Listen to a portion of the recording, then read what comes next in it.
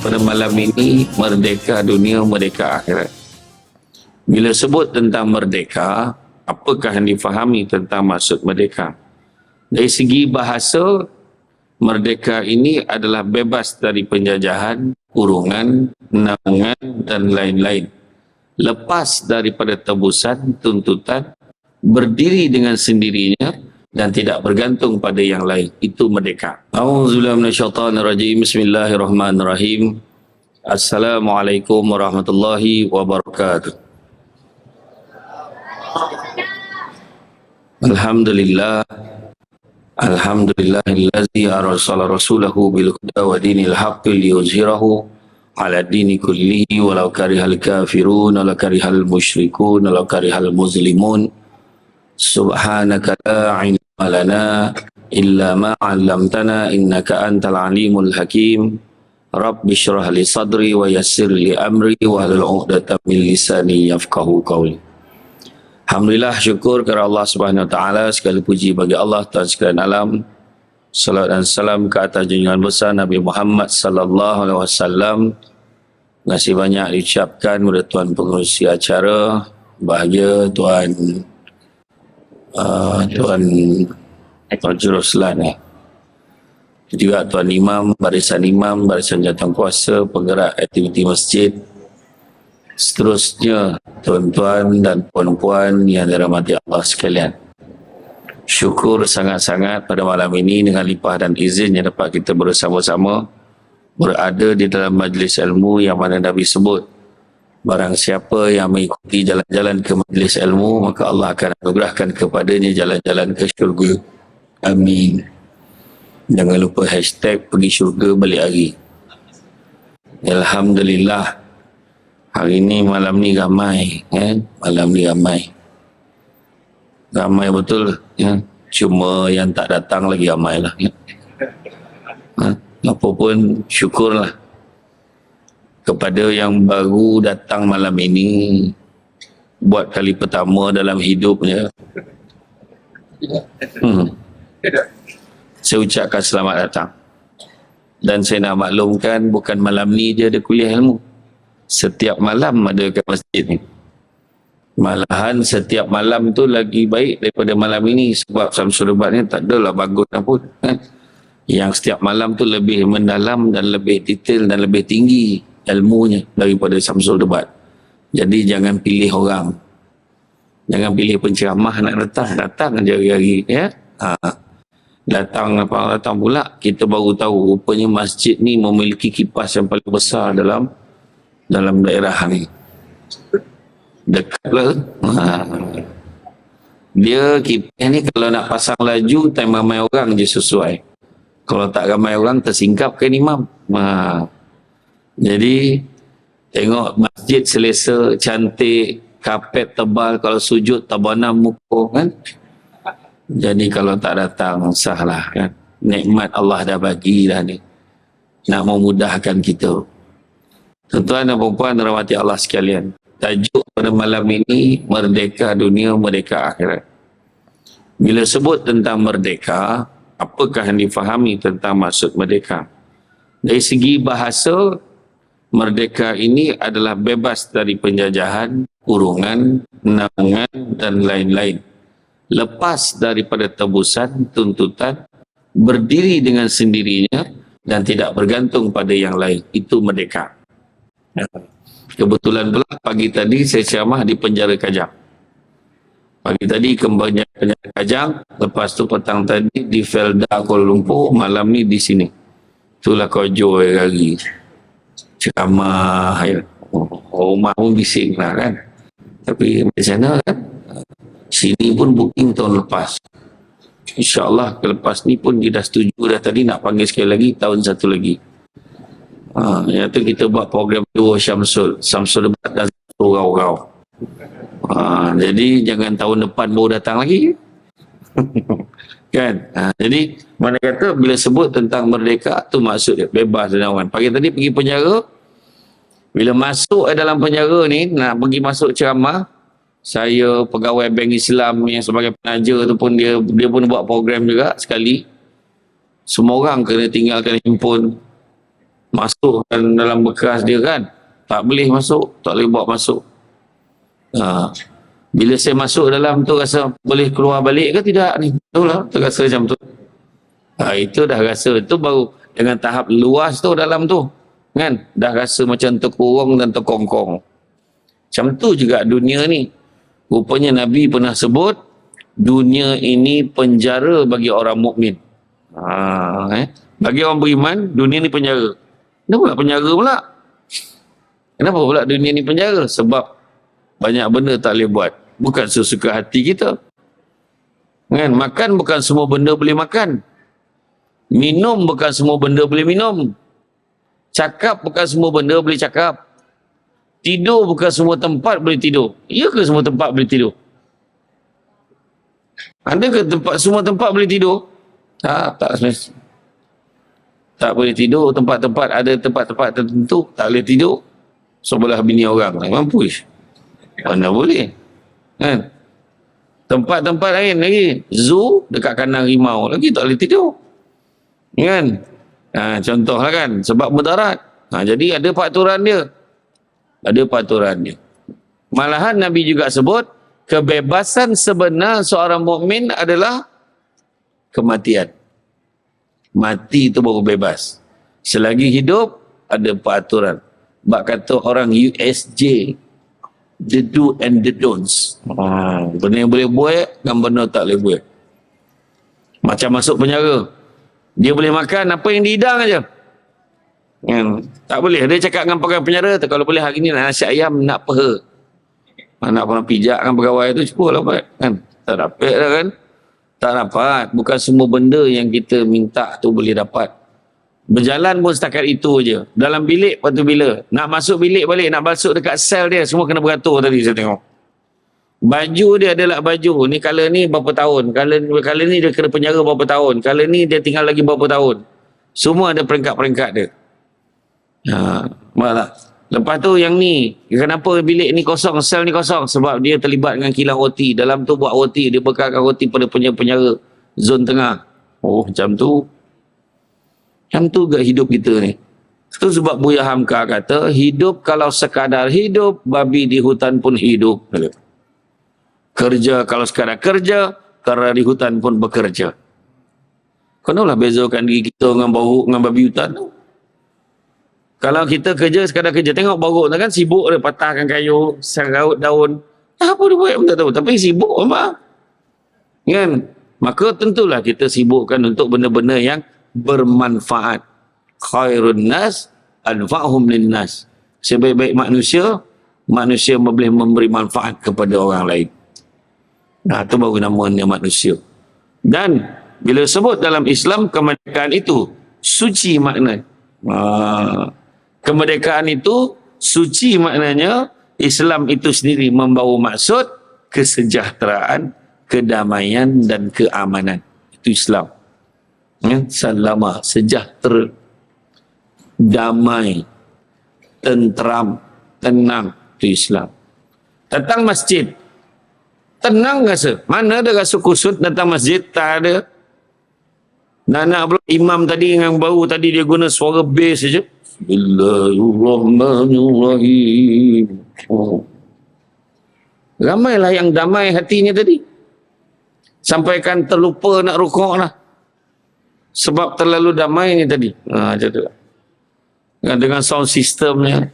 Dengan dia bila angin macam ni, kipas macam ni, dia macam angin luar. Dia tenang aja. Dengar ceramah ni.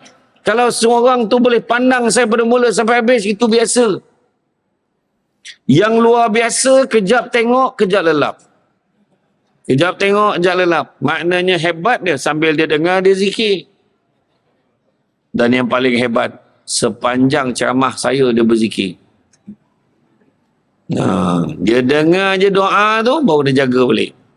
Doa yang paling mujarab untuk hilangkan ngantuk. Iaitu wabillahi taufiq wal hidayah wassalamualaikum warahmatullahi wabarakatuh. Dia akan jaga. Jadi makna kata kita tengok tenang Islam ni. Kan?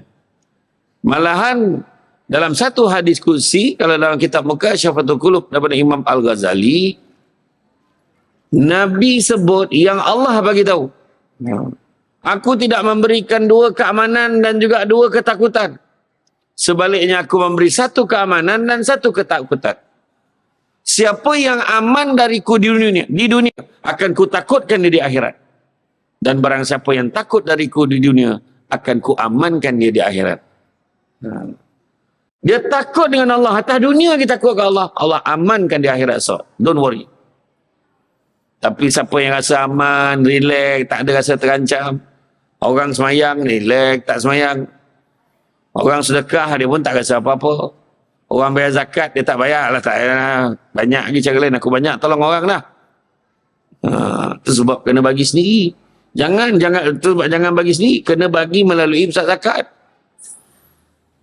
Kita main bagi sendiri. Kita rasa orang tu susah, kita bagi. Buatnya orang tu menipu. Kalau tak betul caranya, daripada patut bayar zakat, dia jadi sedekah. Kita berhutang dengan Allah.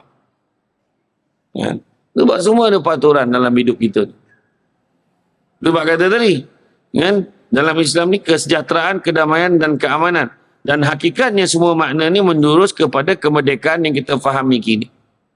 Sebagai seorang Islam, nikmat kebebasan dalam kemerdekaan seharusnya disyukuri. Nak hidup dalam dunia ni, nikmat Allah bagi kat kita. Kita lahir-lahir. Yang kita perlu syukuri, ada orang lahir-lahir je. Kita tengok, apa kita kena syukur. Peringkat pertama, kita kena syukur. Dalam banyak-banyak makhluk Allah, Allah tak pilih kita jadi makhluk mati. Allah pilih kita jadi makhluk hidup. Makhluk mati contohnya, yang ceramah. Makhluk mati. Botolnya, makhluk mati. Mikrofonnya mati, kita tekan on, baru dia on, kita tutup, dia mati. Syukur Allah jadikan kita makhluk hidup. Dalam banyak-banyak makhluk hidup, ada 3 jenis makhluk hidup. Yang pertama, tumbuh-tumbuhan. Syukurlah Allah tak jadikan kita robong. Lahir-lahir jadi robong. Habislah, kenduri lah ni. Asal kenduri je robong. Tuan rumah orang ni 9 pantang lah. Memang manyang boleh robong ya. Habislah. Habis. Lahir-lahir jadi cuk paku. Atau lahir-lahir jadi durian. Musangking lah tu. Habislah kan.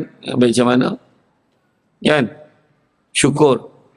Dan bukan tak jadi tumbuh-tumbuhan. Tak pula jadi binatang. Bayanglah lahir-lahir jadi kangaroo. Duduk dalam poket. Duduk dalam poket omak. Ajak tinyau, ajak nyuruk kan. Jadi kura-kura. Slow pula tu. Jadi arnab, jadi apa. Tak. Allah tak jadi kita makhluk binatang, tak. Allah pilih kita. Syukur Allah tak jadikan kita tumbuh-tumbuhan. Syukur Allah tak jadikan kita haiwan. Syukur juga Allah jadikan kita manusia. Dahlah jadi manusia. Allah bagi kita jadi orang Islam. Dahlah lahir dalam keluarga Islam. Kan? Dalam keluarga Islam. Umat Nabi Muhammad pula tu. Kenapa pula? Sebab umat Nabi Muhammad ni special, istimewa. Kita tahu ketika di penghujung hayat Nabi, jaminan dia beri kalau Jibril, kau jangan risau wahai Muhammad. Ya? Diharamkan bagi orang lain masuk ke dalam syurga, melainkan setelah umatmu masuk ke dalamnya, barulah umat lain boleh masuk ke dalam syurga. Bayangan special tak special. Special pass. Dahlah umat Nabi Muhammad. Dalam umat Nabi Muhammad. Duduk kat Malaysia kat tu. Syukur tuan-tuan. Kenapa kita kena gembira di Malaysia? Ada banyak sebab. Sebab Malaysia ni negara yang aman, damai, tenteram. Tengok ni. Pelbagai bangsa pun ada. Daripada luar negara, import pun ada. Betul tak? Tuhan bagi kita. Tadi berapa ramai yang datang naik motor tak pakai helmet, punyalah damainya macam tu. Syukur ya. Tak pakai helmet, pakai koin plakat pun tentu pakai sepeda. Bayang punya tenang lah kan. Syukur Tuhan bagi nikmat macam tu. Malah tu saya kata tadi, banyak nikmat yang kita kena syukuri, dan bila kita syukur kita akan rasa tenang. Kebebasan ni bukan hanya untuk memberikan kita satu keupayaan, kebebasan untuk menentukan corak hidup, tapi lebih penting membebaskan diri daripada kemusyrikan kepada Allah SWT dan sifat-sifat jahiliah. Sifat jahiliah yang dulu hari ini dah ada balik. Contoh, ingat tak peristiwa hijrah Nabi? Jadi Nabi hijrah, Nabi persaudarakan puak Muhajirin dan Ansar. Nabi juga damaikan Aus dan Khazraj. Aus dan Khazraj bergaduh berperang bertahun-tahun. Puluh tahun punya teruk bergaduh sampai terlupa sebab apa dia gaduh. Kita gelak-gelak. Dia kata, Nabi tanya kenapa kau gaduh? Tak tahu Rasulullah dah lama dah. Nak gaduh-gaduh je lah. Dia kata. Ya, rupanya zaman kita ni dah berlaku balik. Macam mana nak berlaku pula? Yalah, dia saudara tapi tak baik. Kenapa mak kita tak baik dengan dia? Bukan dia saudara dengan kita ke? Entahlah ni masa tu kau dulu tak apa halnya. Yang kau banyak tanya lah. Kau diikut je lah. Bapak. Kan? Dah mula berlaku. Dulu, masyarakat jahiliah, tanam anak hidup-hidup. Kan? Tanam anak hidup-hidup. Hari ni apa kurangnya? Dulu bukanlah kata okey. Tapi dulu tanam anak perempuan, sekarang tak kira anak-anak lelaki perempuan ditanam, semua dibakar. Dia buat apa lagi macam-macam, dibuang je. Sekarang. Maknalah kita teruk lah daripada jahiliah.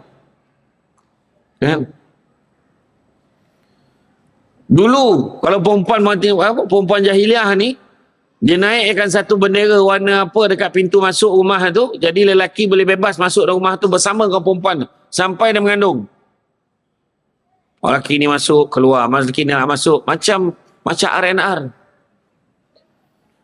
Sampai mengandung, dia pun senaraikan siapa 10 lelaki yang tidur ni jumpa dengan pendeta dia pun tengok muka budak tu. Ni bapak dia. Suka-suka dia kan. Hari ni lebih dahsyat lagi pada tu. Berlaku di satu hospital di Malaysia, seorang ibu dan seorang anak melahirkan anak pada hari yang sama, hasil perbuatan lelaki yang sama. Hari ni lagi teruk. Seorang ayah mengejarkan anak perempuannya sampai anak perempuan OKU. Berlaku di belah sana, Borneo sana, ada satu kes. 2 anak perempuan OKU dikejar oleh bapa daripada kecil sampai besar. Berapa kali budak tu mengandung dan gugurkan. Bayangkan tu. Lagi teruk. So ni nak cerita merdeka ni. Cerita merdeka sangat ni. Tu sebab kata tadi banyak insiden-insiden yang berlaku. Tu belum cerita lagi. Kan? Kaum Nabi Lut dulu. Isu apa? Tak tentu arah, laki dengan laki, perempuan dengan perempuan. Kan? Dah poning tak kita lahir-lahir, dah elok-elok senapang sibuk nak jadi perempuan. Dah senapang tu senapang je lah.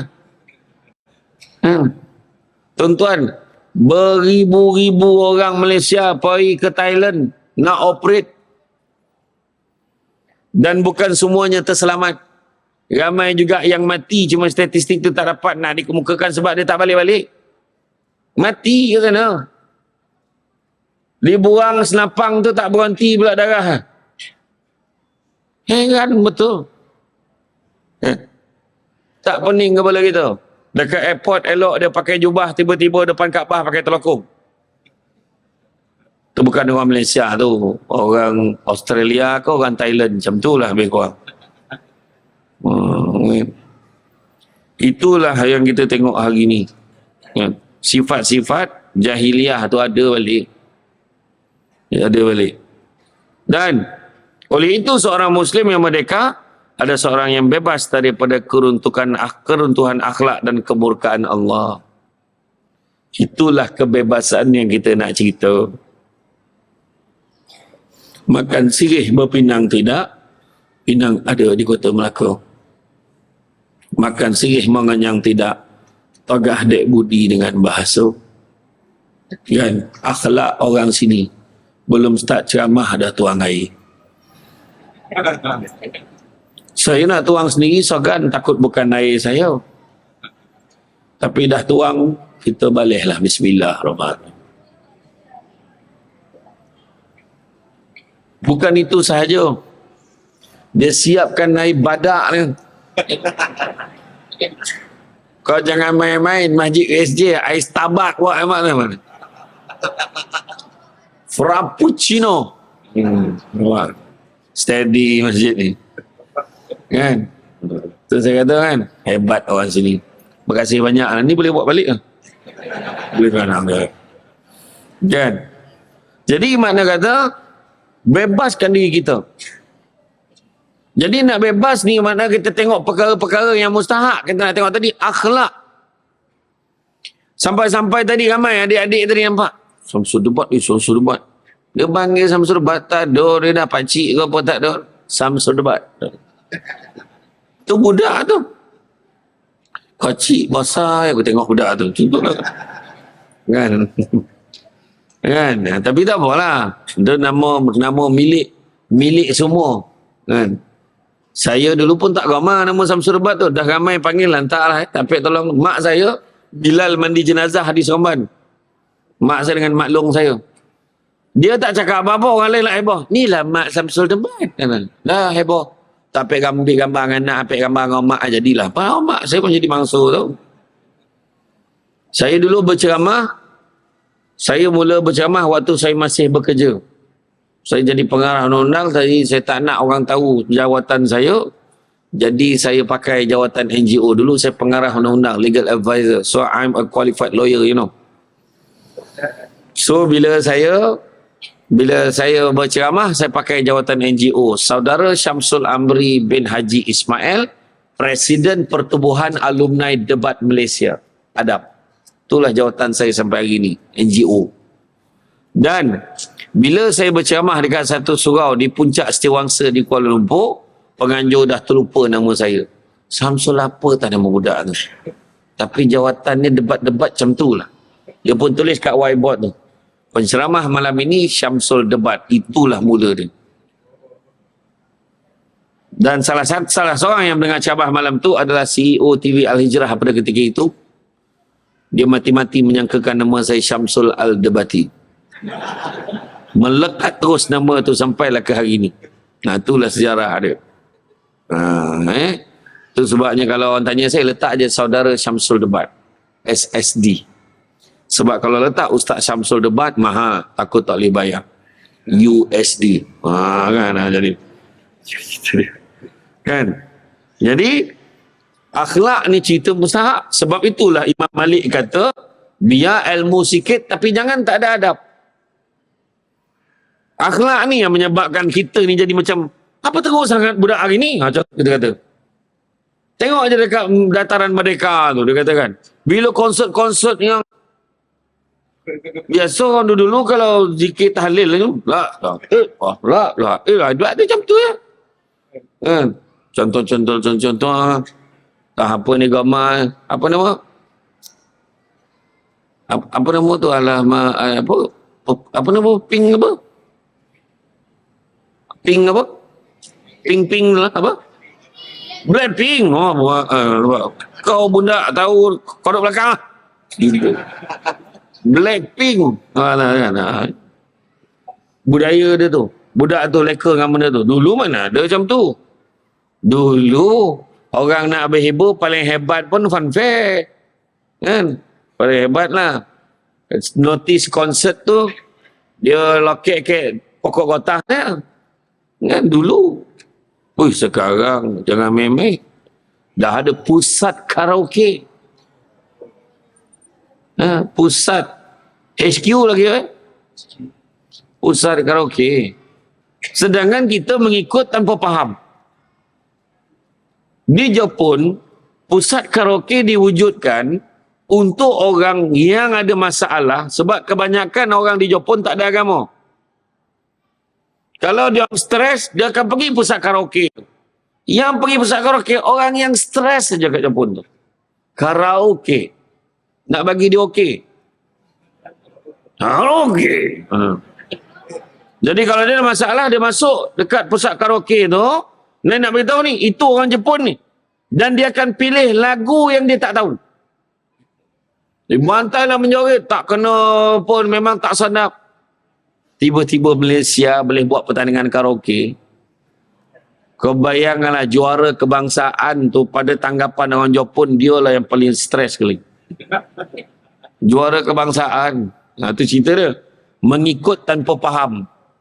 Tu cerita dia. Tu sebabnya kita dalam hidup kita ni kadang akhlak tu mainkan peranan. Tu sebabnya Imam Malik kata, nak berjaya hidup ada 4 perkara. Pertama, kenderaan yang tangkas. Kedua, rumah yang lapang. Ketiga, pakaian yang cantik. Dan keempat, pelita yang menerangi. Oh, payah. Apa maksud kenderaan yang tangkas ni? Adakah kereta besar? Adakah kereta jeep ke? Adakah kereta Mercedes-Benz ke? Kereta apa kenderaan yang tangkas ni? Itulah dia. Imam Malik ni, dia ada sikit-sikit lah orang Negeri Sembilan ikut dia. Iaitu kata perbilangan Noni 9 ni, kata adat banyak kiasan, dia tunjuk dia, tetapi bukan bergulung pendek panjang dirantangkan, memang tak akan faham kalau tak diwanungkan. Dia tak cakap direct, dia berkias. Maksud kenderaan yang tangkas adalah akal fikiran yang cerdas. Guna akal. Akal ni akan pandu kita. Dia cerdik, dia sayang motosikal dia. Maka disebab sayang dengan motosikalnya, dia bawa motosikal tu masuk semayang sebelah dia. Dalam masjidnya. Makna akal dalam masalah tu. Dia mungkin dia bagus, tapi tak cerdik. Nampak tak? Tak ada parking lah motosikal kat tempat motosikal. Itulah maksud dia. Akal ni akan pandu kita ke mana. Kedua, bila sebut rumah yang lapang, bukannya rumah bungalow. Bahasa baku. Bukan rumah banglo. Maksud rumah yang lapang adalah kesabaran yang tinggi. Dapat masalah, bang, anak kita jatuh, bang. Sabar. Dia jatuh kat mana? Kan jalan depan tu kata accident, bang, ada 5 biji kereta. Ya ke, sabar. Doa yang baik-baik je. Kejap abang siap. Kejap kita pergi. Sabar. Wahal hati pun kelang kabut ni. Tapi kena tenang. Kau mengupung-lupur, bukan budak tu tak jadi accident. Dah jadi accident. Mak. Sabar. Kesabaran yang tinggi. Ketiga, bila sebut pakaian yang cantik, akhlak yang baik. Bagus dia. Kan? Akhlaknya baik. Tak senang hati dia selagi Samsul Debat tak sampai.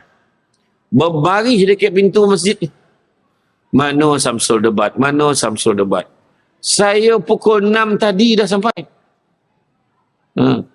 Saya dah tanya dah, kat mana aku nak nyuruk ni? Kat Petronas tak boleh. Ramai orang kenal, orang masjid semua isi minyak situ.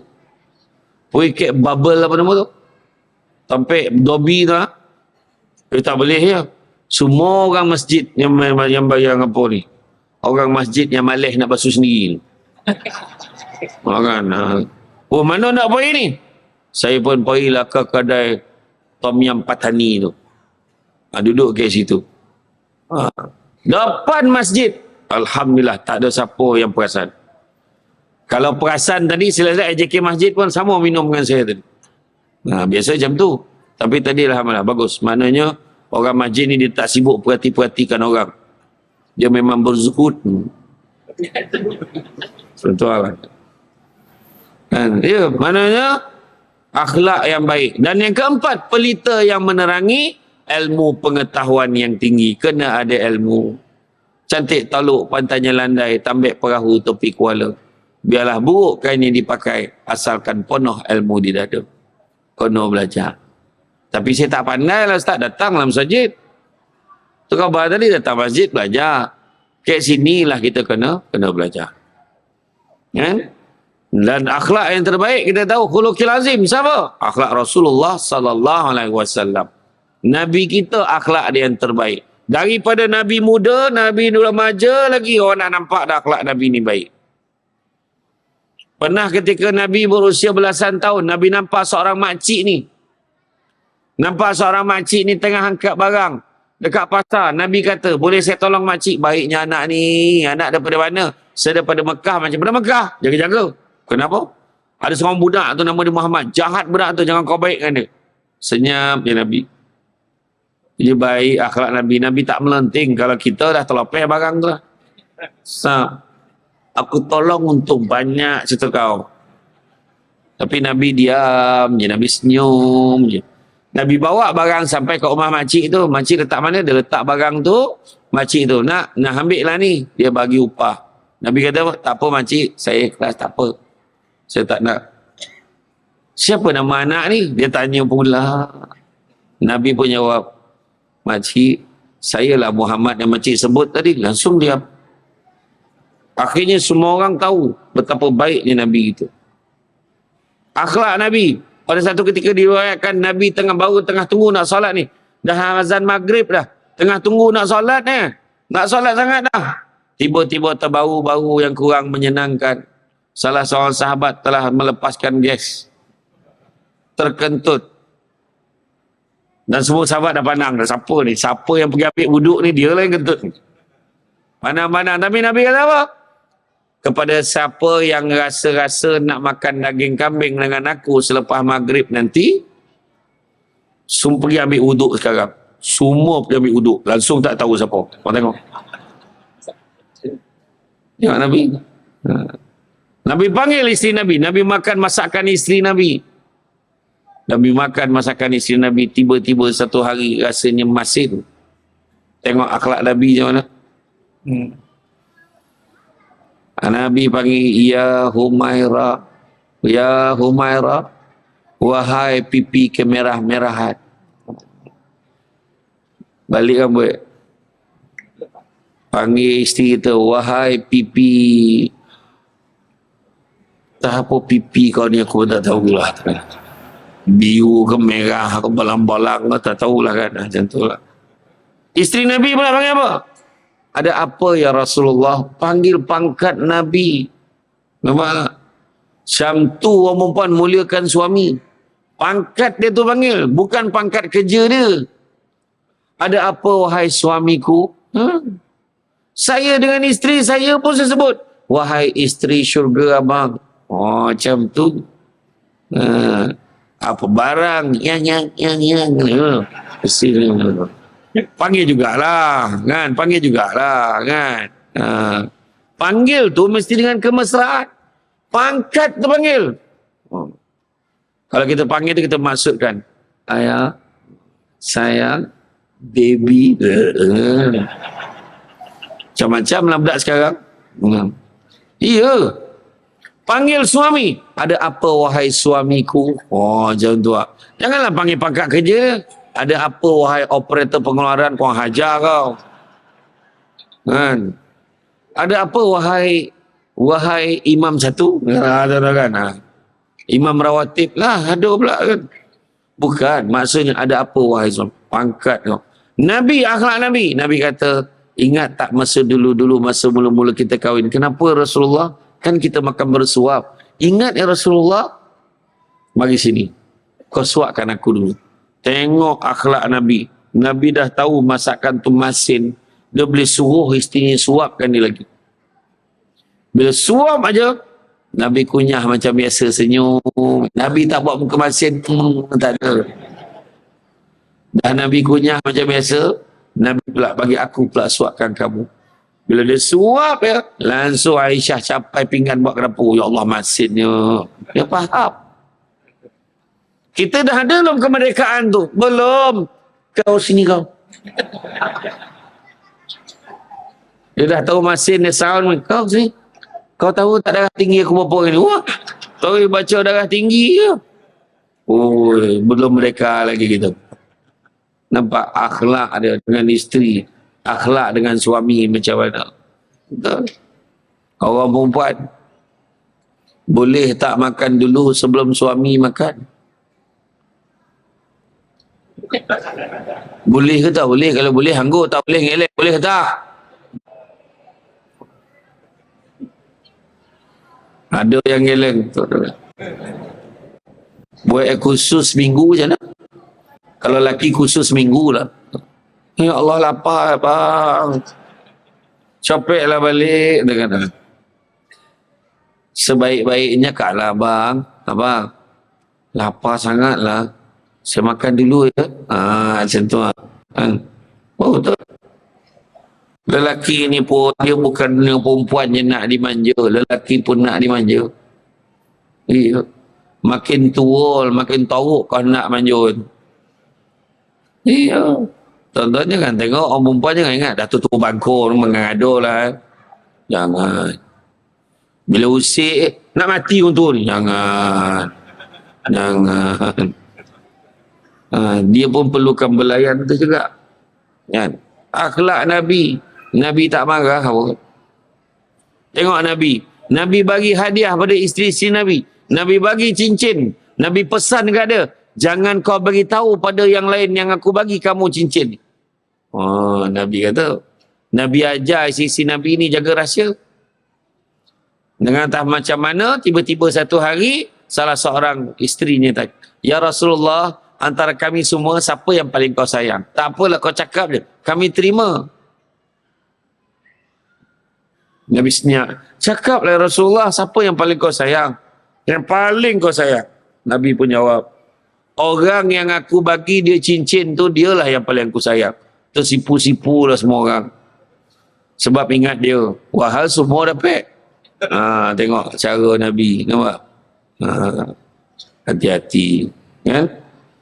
Dan begitu juga kebebasan ini, kan? Kita kena merdekakan diri kita. Keruntun akhlak hari ini terlalu banyak, termasuklah dalam bab perkahwinan. Ada orang tanya saya, baru ni saya ceramah tajuk cabaran rumah tangga hari ini. Cabarannya bermula sebelum kahwin lagi dah masalah. Ada 3 cabaran. Pertama, tak mampu. Tak mampu ni ada 2. Satu, tak mampu keuangan. Yang kedua, tak mampu diri. Tak mampu diri ni bukan hanya kemampuan syahwat dan batin itu, tak. Termasuk juga kegagalan mengawal panas baran dan emosi, tak layak lelaki itu kahwin. Dia memang suka ni boxing ya. Daripada sekolah. Menyepak kerja masuk tomoy. Dengan bini-bini dia ditomoy nanti. Contoh. Maka dia perlu pastikan dia boleh kawal ke mana. Kalau tak, haram jadinya sebab dia tu tak layak. Tak mampu. Kedua, tak mampu dari segi keuangan. Hari ini tak mampu keuangan tapi dimampukan dengan pinjaman pribadi. Ada. Masalahnya pinjaman pribadinya adalah pinjaman konvensional. Dengan riba, interest. Dengan itu dia gunakan duit untuk melangsungkan perkahwinan dia. Maka bayangkanlah perkahwinan tu jadi apa. Ini pesan betul-betul ni. Dan cabaran yang ketiga, sebelum kahwin, ikhtilat tak jaga. Bakal-bakal ni, dah buat dah benda-benda yang selepas bakal. Faham tak? Faham kan? Dah mula dah pergi tempat-tempat berdua-duaan. Yang mak pun sama. Tengok anak tu naik motor dengan tunang dia. Baru tunang. Bukan kawan. Rapat sikit peluk jatuh nanti. Mak punya kerja. Ikhtilat sebelum kahwin lagi tak jaga macam mana. Lepas kahwin, masalah komunikasi. Lepas kahwin, masalah dengan mertua. Lepas kahwin, masalah layanan. Lepas kahwin, masalah pengurusan keuangan. Lepas kahwin, masalah hubungan dengan ipar 2 yang tak baik. Lepas kahwin, masalah. Banyak masalah. Dan yang paling besar sekali, yang paling asas, rumah tangga. Tiang asas agama tak jaga, solat tak jaga. Itu cakap tadi. Makna kata nak sebutkan tentang rumah tangga hari ni. Ui, cabaran dia besar. Walau bagaimanapun, melihatkan keadaan ini, adakah kita mempunyai kemerdekaan itu? Adakah kemerdekaan ini menggambarkan kebebasan yang dimaksudkan dalam agama Islam? Hakikatnya, banyak perkara yang berlaku menunjukkan betapa kemerdekaan masyarakat kita ini, khususnya orang Islam, sudah mula kabur keadaannya. Banyak masalah-masalah. Maka tu sebab kata tadi, balik semula kepada, dan Nabi dah sebut, seandainya ketiadaan aku nanti, dan seandainya kalian berpegang kepada dua perkara ini, kamu tidak akan tersesat selama-lamanya. Itulah Al-Quran dan Sunnah aku. Kan? Balik kepada Quran. Tanya balik, bila last ngaji? Alhamdulillah, waktu semasa saya dah jah 2, saya dah khatam dah. Lepas tu, tak ada dah. Itulah sekali. Berjunjung. Kan? Tapi budak-budak dulu mengaji Quran tak sama. Orang dulu mengaji lain. Kan? Orang dulu mak ayah bising, kau pergi mengaji. Pada jadi kafir, duduk rumah ni. Jangan mengaji. Marah. Pergi ngaji. Pergi masa bawa mukadam. Lip date a, lip bawa i, lip depan u, a, i, u. Lip de date an, lip de bawa in, lip de depan un, an, in, un, dulu. Ain date a, lam date la, mim ya mati bawa mi, nun date na. Ain date a, lam date la. Patut bunyi alamina. Dia pula alamina. Dah kena marah dengan ustaz. Baca betul-betul. Tengok banyak minit.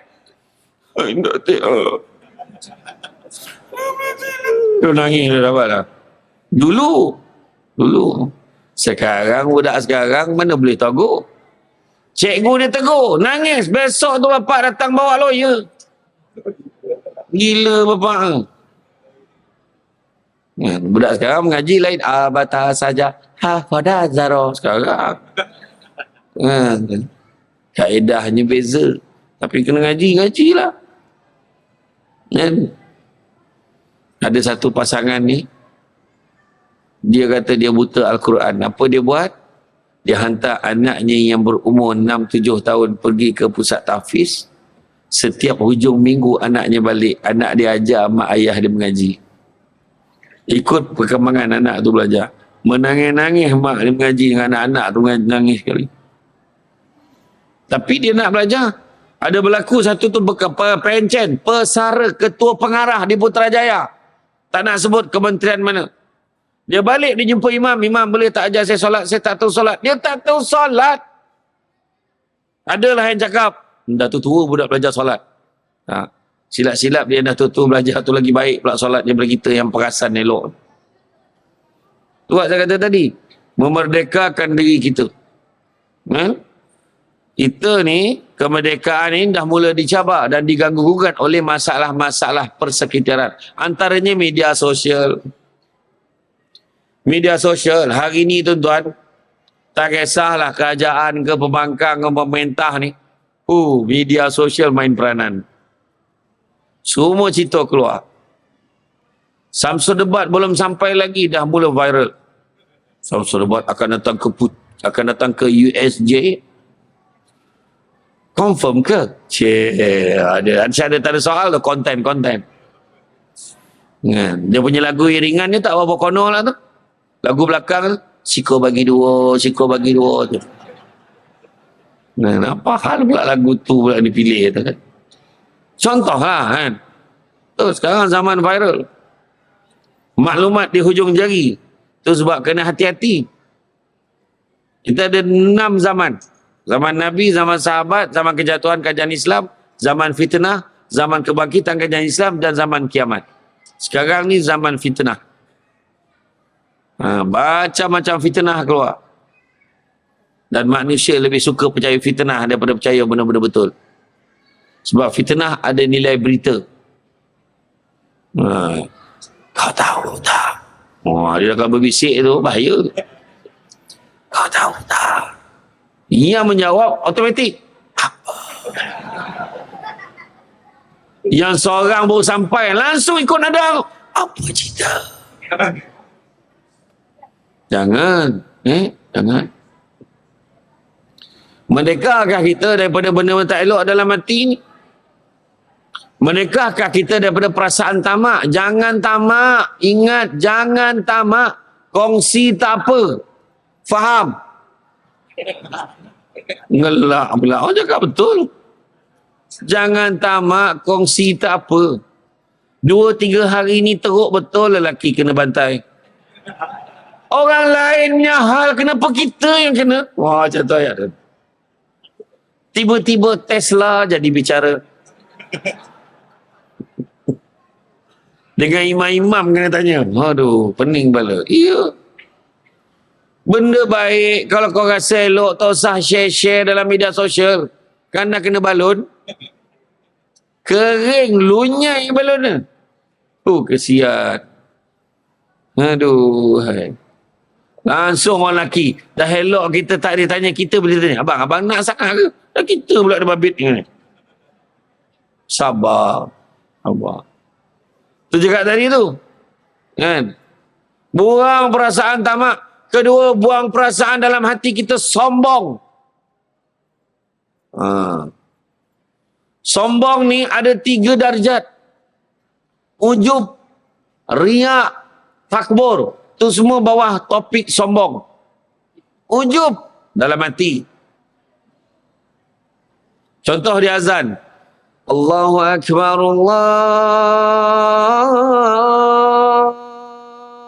Allahu Akbar. Dalam hati dia, sedap juga suara aku, dia kata. Tu ujub tu dalam hati dia tak cakap. Kedua, riak. Dia tunjuk dengan orang. Contohlah, dia masuk dekat masjid, dia sampai ni, tak ada orang. Dah 3 hari dah aku paling awal ni. Ujub. Dia paling awal datang masjid. Nak sembahyang maghrib, dia datang pukul 5 suku. Memang dia lah yang paling awal, gila betul. Kan, macam tu lah. Tak apa, bagus lah. Bagus, datang awal, bagus. 5 suku. Biasa dia main bola, tak main bola dah ke sekarang? Dunia semua tu, ayat dia. Dia masuk aja, dia kata, dah berapa hari dah aku paling awal ni. Ujub dalam hati. Dia pun semayang. Allahu Akbar. Sunat. Alhamdulillah. Terdengar bunyi sliding door, ada orang lain masuk. Cek. Orang tu masuk, langsung berbunyi. Bismillahirrahmanirrahim. Dia nak orang dengar dia tengah semayang. Riak. Tunjuk dengan orang. Takbur. Bila dia dah mula bercerita dengan orang. Kau perasan tak? Perasan apa? Siapa yang paling awal datang masjid akhir-akhir ni? Siapa lagi engkau lah? Nak kena penampar ni katnya. Bayangkan seorang boleh ada 3-3 sekali. Jangan sombong. Tak ke mana. Nak sombong dengan apa? Semua Tuhan bagi. Contoh. Kalau saya tanya lah kan. Siapa yang pakai jam tu kan? Siapa pakai jam? Saya tanya. Jam tu siapa punya? Jam tu siapa punya? Dia kata jawab. Saya punya lah. Itu jawapan biasa. Saya punya lah. Tangan tu siapa punya? Dah menung kawan. Tangan, badan kita, kepala kita, kaki, semua Allah punya. Macam mana boleh mengaku kat tangan tu kita punya? Sedangkan kita pun bukan kita punya. Macam tu lah maksudnya. Tu nak buka pahaman tu. Boleh mengaku, tak iyalah. Bukan kita punya. Mana dia yang kita punya? Jawatan sekarang, jawatan tinggi. Jangan risau. Sekarang kita ada imam. Imam kata sampai masa saya nak bersara lah, nak rehat, nak balik kampung. Imam memang orang sini ke? Orang mana? Orang Kedah. Saya rasa saya nak balik Kedah. Dia lepas jawatan, maka tak ada dah imam kat sini. Tak ada. Ganti imam lain. Untuk tu. Samserba tak boleh ceramah malam ni. Ada berceramah lain. Kaciknya hal. Ada berceramah lain. Sedengar itu sahabat saya pun datang sini. UAK datang sini lah ya. Dahsyat masjid ni. Yang top 5 panggil. Kan? Hana-hana panggil kan? Yalah tu. Bukan kita punya. Suara kita hebat macam mana pun. Bukan kita punya. Penyanyi tu, yang punya dahsyat ni dulu nyanyi, tiba-tiba masuk Gegar Vaganza minta nyawa nyanyi lagu sendiri. Lagu sendiri pun tak sampai nafas cakap apa. Dulu dia berlakon jadi hero, sekarang jadi watak orang gaji. Jadi tukang kebun, jadi driver. Yang perempuan dulu menghiasi majalah-majalah. Dulu majalah, sekarang majalah pun dia tak ada. Sekarang berlakon jadi bibik, saya cakap Indon ni. Nak tunjukkan masa tu berlalu. Dan apa kita ada ni, bukan kita punya. Kalau betul kita punya, tu sebabnya Iskandar Zulkarnain, dia kata, kalau aku mati nanti, pastikan buat 3 perkara. Apa dia? Pertama, waktu usung jenazah aku, pastikan tabib-tabib yang hebat-hebat usung jenazah aku. Yang kedua, waktu usung jenazah aku, pastikan tangan aku terkulai, biar semua orang nampak. Dan ketiga, waktu usung jenazah aku, pastikan kau taburkan segala harta kekayaan aku sepanjang perjalanan pergi ke kubur.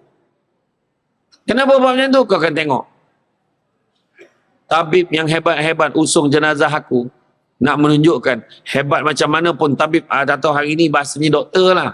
Hebat mana pun doktor tu, tabib tu, dia takkan dapat menghalang kematian daripada berlaku. Kau tabur harta sepanjang perjalanan pergi ke kubur. Kau tengok orang berebut nak ambil harta tu tanpa kau mampu lah halang, tanpa kau mampu buat apa-apa. Sebab harta tu tadi tak buat masuk dalam kubur. Dan waktu usung jenazah kau tadi, kau biar tangan terkulai tadi, biar orang nampak. Macam mana kamu lahir dulu tangan kosong, mati pun tangan kosong. Tangan dah terkulai layu di Tasik Madu, Fauzah Latif. Apa istilah budak sekarang? Masa dah time. Dah sampai masa. Jadi kenapa nak sombong-sombong? Tak usahlah sombong. Sombong ni sifat siapa? Oh, tahu kan? Tang setan tu cepat jawab. Betul.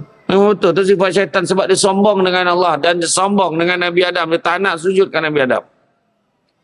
Sebenarnya sujud bukan sebab pasal Nabi Adam. Siapa? Sebab perintah Allah. Itu sebab malaikat Jibril pada satu hari itu dia turun jumpa Nabi, dia sedih. Menangis, kenapa engkau? Aku tengok kau risau tak keruan ni. Nabi tanya. Aku sebelum turun tadi, aku sempat melihat Allah memerintahkan penjaga neraka agar menyalakan nyalaan api neraka selama 1000 tahun. Daripada warnanya merah sampai dia menjadi putih. Dia nyalakan lagi 1000 tahun daripada putih sampai menjadi hitam. Percayalah wahai Muhammad, kalau terbuka sedikit saja pintu neraka itu walaupun sebesar lubang jarum, hancur dunia ni. Macam itulah gambarannya neraka tu. Jadi itu cakap tadi. Usung jenazah ni tadi, tangan kosong tak boleh buat apa-apa. Kita mati pun macam tu. Nak sombong dengan apa? Nak sombong dengan kedudukan. Sombong rumah besar. Rumah USJ tu. Saya ingat dulu. Saya masa duduk belajar kat ITM Shalab. Ini tempat biasa saya ni, USJ ni. Cuba dia action USJ. Wahal Ulu Subang Jaya je kan ni. Tapi tak salah USJ. Oh, USJ 5. Oh, ya. Macam tu ayat kan. Iyalah sekarang dah maju, moden, betul, cantik. Tapi berapa lama? Kita nampak rumah-rumah besar, 5 tahun lagi ada rumah lagi hebat pada tu. Kemudian ada lagi hebat, lagi hebat, lagi hebat, dan lagi hebat. Dulu punya belagak kita pakai telefon tu. Ingat tak telefon? Ingat tak telefon? Telefon tu dulu, mana ada kita pakai power bank? Tak ada. Baterinya tahan, seminggu tahan. Yang tak campur orang tu 2 minggu tahan. Dia tak telefon orang, orang tak telefon dia 2 minggu tahan. Yang cepat habis bateri tu yang main snake tu. Dulu orang ingat tu paling canggih lah, 3310. Orang cakap canggih lah dulu. Tiba-tiba hari ni siapa sangka ada telefon kan? Ada telefon dan saya tak nak sebut lah sebab dia tak taja ceramah kita malam ni. Tu saya tak sebut. Kalau dia nak kita sebut, taja lah. Kan? Kesian orang masjid, bantu orang masjid. Dah lah Masjid Asy-Syafi'i ni dia tak pandai panggil ceramah yang biasa-biasa. Kan? Tu juga tadi. Jangan kita sombong. Ketiga, jangan dengki. Dengki bahasa Melayu. Bahasa Arabnya hasad, punya teruk di Malaysia ni. Dua-dua pakai. Hasad, dengki. Ada je tak puas hati dengan orang. Dengar-dengar dia beli kereta baru, taman dia dicuri duit tu. Dengar-dengar dapat pergi haji tu ni, tak mana kabel pakaian tu lah. Ilah, ada. Buang. Ya? Kalau kita tengok, kemerdekaan disambut macam mana, itu juga melambangkan kita belum merdeka. Habis. Percampuran lelaki perempuan kadang-kadang. Kan? Sambutan-sambutan dengan muacun, membazir, macam-macam lah. Itu sebabnya, hijrah juga adalah merupakan satu bentuk kita nak berubah supaya kita menjadi merdeka dengan sebenar-benarnya. Berubah daripada buruk pada baik, baik pada lebih baik, lebih baik pada lebih baik. Itu merdeka yang kita nak. Merdeka kita. Rasa-rasalah yang paling hakiki kebahagiaan yang kita nak kat mana katnya. Dekat mana katnya? Syurga. Syurga. Itu sebabnya kalau nak masuk syurga ni, kan, Allah, kena amal ibadah banyak-banyak. Yang pertama, salawat ke atas Nabi, jangan tinggal. Salawat ke atas Nabi. Nabi sebut apa? Inna awlan nasi bi yaumal qiyamah aksarhum alayya salatan. Selawatlah banyak pada aku ni. Nabi kata apa? Orang yang paling baik di sisiku dah hari kiamat kelak adalah orang yang banyak berselawat kepada aku. Nah, bayangkanlah digambarkan dalam kitab Muka Syafatul Qulub dari Imam Al-Ghazali, ceritanya mahabbah cinta kepada Allah dan Rasul, digambarkan malaikat tu kepalanya sampai bawah arasy Allah, kakinya sampai ke dasar bumi yang ketujuh, sayap yang sebelah tu tutup bahagian barat bumi, sayap yang sebelah lagi tutup bahagian timur bumi. Itu saiz malaikat. Besar ke tak besar? Bulu-bulu pada sayapnya tu menyamai jumlah makhluk yang ada dalam dunia. Punya banyak. Dan digambarkan setiap kali umat Muhammad berselawat kepada Nabi, sekali je selawat. Ni sekali ya. Sekali je selawat, maka malaikat tadi diarahkan oleh Allah Ta'ala, diperintah oleh Allah Ta'ala menyelam ke dalam lautan nur arasy Allah. Bila dia keluar balik, dia mengibas-ngibaskan sayapnya, dan pada setiap bulu-bulu yang banyak yang menyamai jumlah makhluk tadi, setiap bulu tu terjatuhlah satu titisan. Setiap satu titisan itu menggambarkan begitulah banyaknya jumlah malaikat berselawat dan mendoakan keampunan untuk orang yang berselawat kepada Nabi dengan tahap sekali selawat. Maka itu sebab Nabi sebut al-bakhil. Apa maksud bakhil? Apa maksud bakhil? Ui, semua pandai lah bahasa Arab sini. Belajar dengan Ustaz Piramli dalam cerita Haji Bakhil. Al-bakhilu allazi zukirtu indahu falam salih alaih. Orang yang paling kerekut di sisiku pada hari kiamat kelak adalah orang yang bila disebut nama aku dia tak selawat. Macam mana tak kerekut? Itu kalau macam tu lah ganjaran, tapi kita tak selawat tu bukan kodokut, nama dia kodomut. Kodokut campur komut. Dua-dua tu.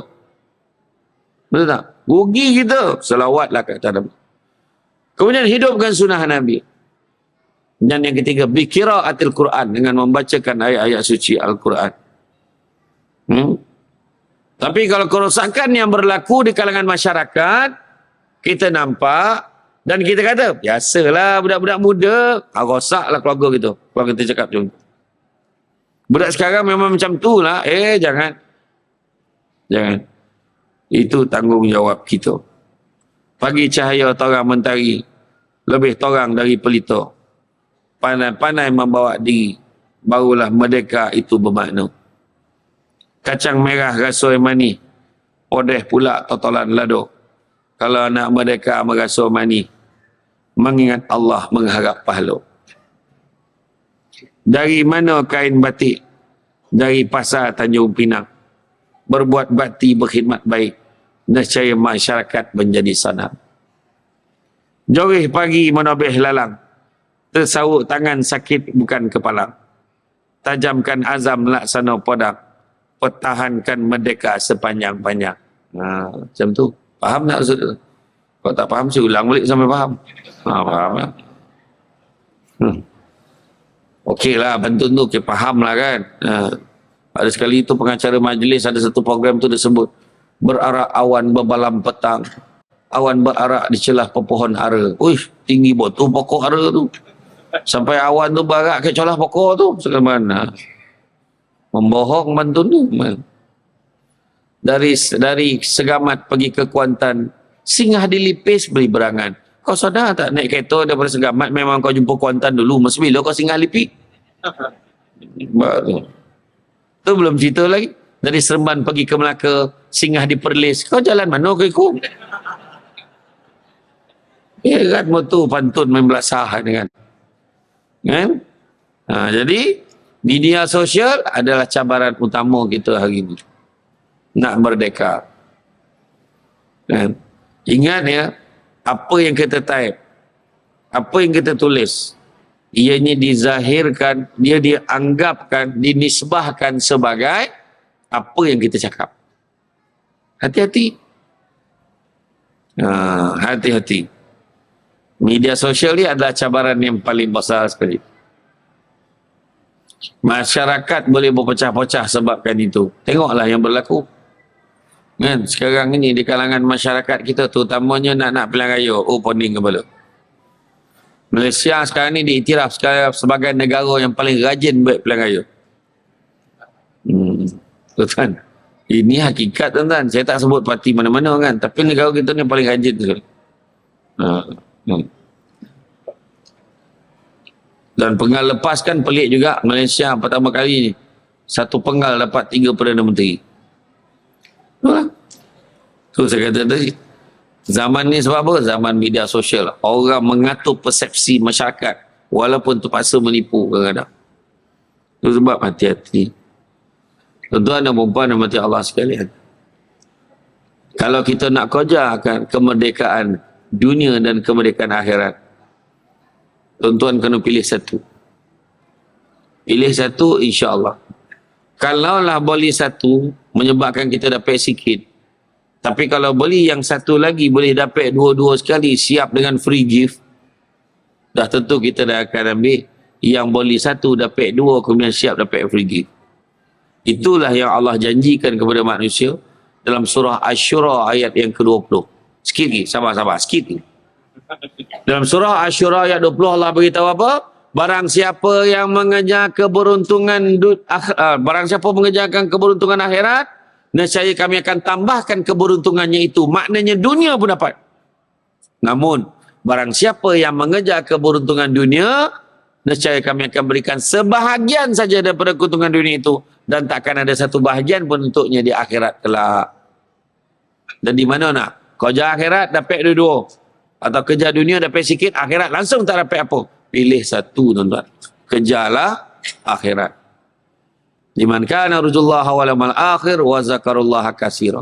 Siapa nakkan rahmat Allah dan nakkan hari akhirat, maka ingatlah Allah banyak-banyak.